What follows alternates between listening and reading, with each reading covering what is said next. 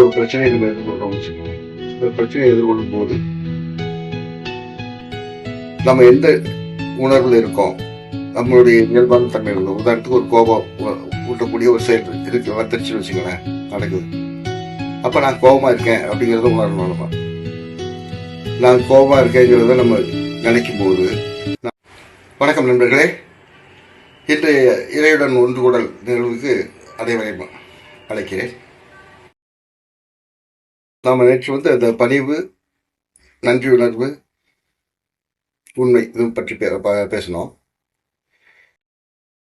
பணிவுங்கிறது நமக்குள்ள இருக்கிற அதே இரையாற்றல் தான் எல்லாத்தையும் இருக்கு அப்படிங்கிறத உணர்ந்து, நமக்குள்ள இருக்கிற இரையாற்றலுக்கு நம்ம எவ்வளவு பணிவா இருக்கோமோ, அதை எவ்வளவு நெருக்கமாக நம்ம வச்சிருக்கோமோ, அதே மாதிரி மற்றவங்களோடையும் மற்றவங்களுக்குள்ள இருக்கக்கூடிய அந்த இறைத்தன்மையை நம்ம உணர்ந்து அடுத்த அன்பா இருக்கணும், பணிவா இருக்கணும். நன்றி உணர்வுங்கிறது என்னன்னா தூய்த்தல், அதாவது முழுமையா ஏற்றுக்கொள்ளுதல், அதை பயன்படுத்துறது, முழுமையா பயன்படுத்துறது. ஒருத்தருடைய அன்பை அல்லது ஒரு ஒரு நட்பை நம்ம முழுமையா வாங்கிக்கிறது, முழுமையா அனுபவிக்கிறது. அதுக்கு பேர் தான் நன்றி உணர்வு. ஒருத்தர் ஒரு உணவு கொடுக்குறாங்க, இல்லாட்டி உணவு சாப்பிட்றோம்னா அதை முழுமையா சுவைச்சு சாப்பிட்றது தான் நன்றி உணர்வு. அவங்களுக்கு வார்த்தையில போய் நன்றி சொல்லணும்னு அவசியம் இல்லை, அதை முழுமையா ஏற்றுக்கொள்ளுதல். அந்த இதை நம்ம செஞ்சோம்னாலே அது நன்றி உணர்வுக்கான பலன் நமக்கு கிடைக்கும், அவங்களுக்கு கிடைக்கும்.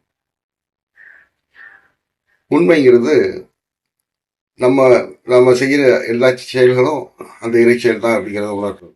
நமக்குள்ள இருக்கிற அந்த இரையாற்றலோட செயல் தான் எல்லாமே அப்படிங்கிறத உணர்றது. தன்முனைப்பை கைவிடுறது, இதுதான் உண்மை. நம்ம வாழ்க்கையில நீண்ட காலமா பிறந்ததுலேருந்து நம்ம அறிவை பயன்படுத்தி, அதாவது அனுபவங்களால் படிப்பறிவை படிப்படுத்திய வாழ்ந்து பழகிட்டோம்.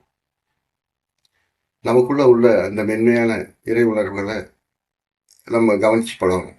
கவனிச்சு அதை மேம்படுத்துறது இனிமேல் அதை செய்யணும். நமக்கு நம்முடைய அறிவால் இது பண்றோமா, அதாவது படிப்பறிவால் அதை செய்யறோமா, அல்லது இயல்பான நம்மளுடைய இயல்பான குணத்தால் அணுகிறோமா அப்படிங்கிறத கவனிச்சு பார்க்கணும்.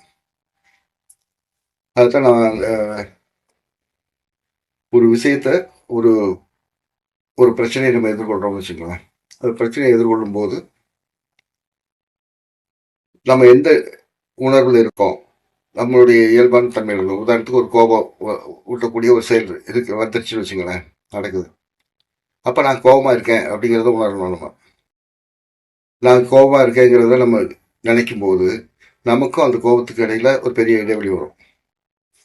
அந்த கோபத்தை நம்ம வெளியிலிருந்து பார்க்க ஆரம்பிச்சிடுவோம். நான் வேறு, கோபம் வேறு அப்படிங்கிறத புரிஞ்சுக்கிறோம். அதற்கப்புறம் கொஞ்சம் நம்மளை சமாதானப்படுத்திட்டு ரிலாக்ஸ் ஆகி, அதாவது தளர்ச்சி ஆகிட்டு, அதை எப்படி அணுகிறது, இந்த கோபத்தை உண்டாக்குனவங்களோட நோக்கம் என்ன, அவங்களுடைய அடுத்த கட்ட செயல்பாடு என்ன அப்படிங்கிறத பற்றி சிந்திக்கணும். மூன்றாவது, இந்த விஷயத்தை நம்ம எப்படி அணுக போறோம், இதெல்லாம் நம்ம ஒரு வினாடிகள்ல நமக்குள்ள உருவாயிரும், பழக்கமா உருவாயிரும். நம்ம பிரச்சனைகள்ல மாட்டிக்கிறது எப்பன்னா நம்மளை விழிப்புணர்வு இல்லாமல் இருக்கும்போது தான். நமக்குள்ள இருக்கிற ஆற்றலை நம்ம சரியா பயன்படுத்தணும்னா எவ்வளவு பெரிய பிரச்சனையா இருந்தாலும் நம்ம எதிர்பாராத அளவு அற்புதமான நிலையில அது நமக்கு நல்ல ரிசல்ட்டை கொடுக்கும். இதை நான் பலமுறை அனுபவிச்சிருக்கேன். என்னுடைய உதாரணத்துக்கு ஒன்று சொல்லணும்னா, நான் கும்பகோணத்தில் இருக்கும்போது ஒரு வீட்டில் வாடகைக்கு இருந்தேன். அந்த வீடு அட்வான்ஸ் அவங்க அதிகமாக கேட்டாங்க. நான் அதில் ஒரு அளவு கொடுத்துட்டு மீதியை ஒரு 6 மாதம் கழிச்சு கொடுக்குறேன்னு சொல்லியிருந்தேன். சரின்னு ஒத்துக்கிட்டாங்க, போயிருந்தேன். அப்போ அங்கே இருக்கும்போது நான் அடிக்கடி வெளியூர் போக வேண்டிய விஷயம் இருக்கும். அப்போ நான் என்ன பண்ணேன்னா,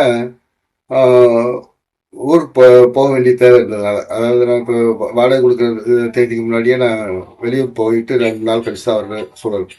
இப்போ அவங்ககிட்ட சொன்னேன், நான் ஒரு செக் எழுதி தரேன், அதை நீ ஆஃபீஸில் அவங்க தொழிலில் இருக்கவங்க, பிஸ்னஸ் பண்ணுறவங்க, அவங்கள்ட்ட கொடுத்து மாற்றிக்க சொல்லுங்க அப்படின்னு சொன்னேன். என்னன்னு தெரியல, அவங்க 2-3 இருந்தாங்களும் தெரியல, ரொம்ப கடுமையாக பேசிட்டாங்க. நான் என்ன உங்களுக்கு வேலைக்காரனா அப்படி இப்படின்னு ஏதோ பேசிட்டாங்க. எனக்கு ஏன்னா இப்படி பேசுகிறாங்கன்னு சொல்லிட்டு எனக்கும் கோவம் வந்துருச்சு. நான் சொன்னேன், உங்களை நம்பி என் குடும்பத்தை விட்டுட்டு போக முடியாது. அவங்க வீட்டுக்காரங்க கீழே இருக்காங்க, நான் மாடியில் இருக்கேன். அவங்கள நம்பி நான் விட்டுட்டு போக முடியாது. அதனால இந்த வீட்டை நான் காலி பண்ணிடுறேன், இன்னும் ஒரு வாரத்தில் காலி பண்ணிடுறேன்னு சொல்லிட்டேன்.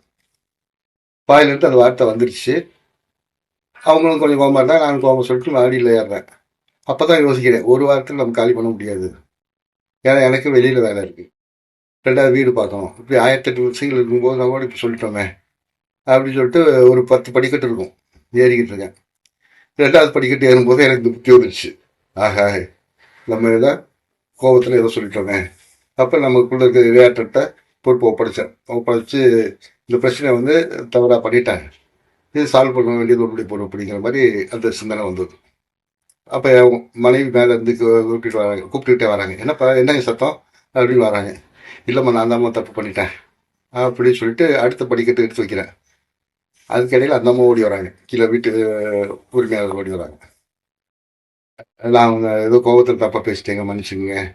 நீங்கள் வந்து இந்த மாதம் வாடகை கொடுக்க வேணாம், நீங்கள் ஏற்கனவே கொடுத்த இந்த அட்வான்ஸ் கூட அட்வான்ஸ் இல்லாமல் இருக்கு, நீங்கள் ஒன்றும் பிரச்சனை இல்லை. அதனால் நீங்கள் இப்போ புதுசு அட்வான்ஸ் கொடுக்க வேணாம், எதுவும் பண்ண வேணாம், நீங்கள் இருந்தால் போதும் அப்படின்னு சொல்லிட்டு பேசுகிறாங்க.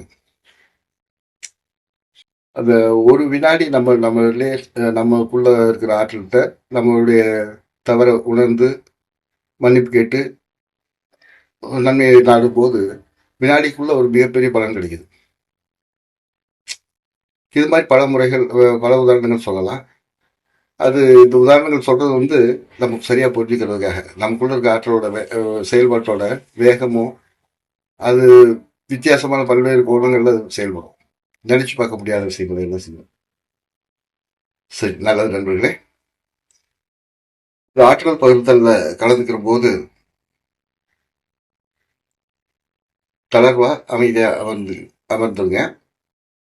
மனசும் உடம்பும் வாங்கிக்கிற தன்மையில் இருக்கட்டும், கொடுக்கிற தன்மையில் இருக்கட்டும். மென்மையா கண்களை மூடி கவனிங்க. உங்களுக்குள்ள ஏற்படக்கூடிய மாற்றங்களை வெறுமனே கவனிங்க. நல்லது நண்பர்களே, தூங்கலாம்.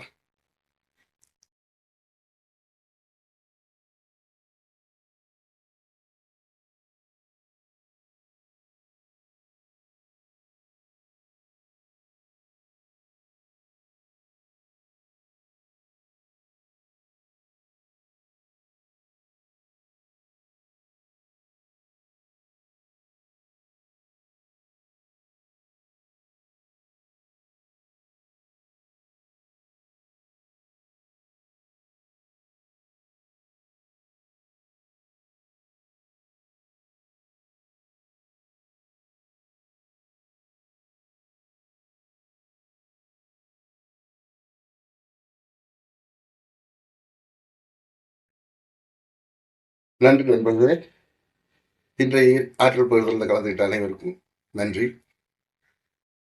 நாம நாளை சந்திப்போம்.